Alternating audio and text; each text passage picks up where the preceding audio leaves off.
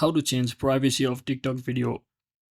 So hello guys, welcome back to my YouTube channel. In this quick tutorial I'll be showing you how you can easily change privacy of TikTok video. So let's get started.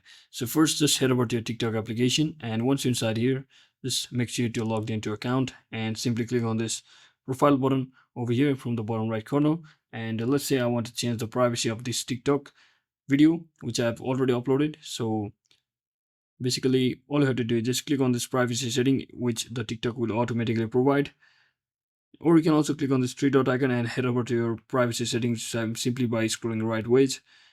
And once you're inside here, you can see there's an option called who can see this post. So if you want to change the privacy, basically currently it's on everyone. So if let's say if you want to share it with only the friends you have follow, or only with the friends that follow you, so you can simply tap on this friends section, or you can also click on this only you, so that the video remains private and it is not shared to anybody except yourself.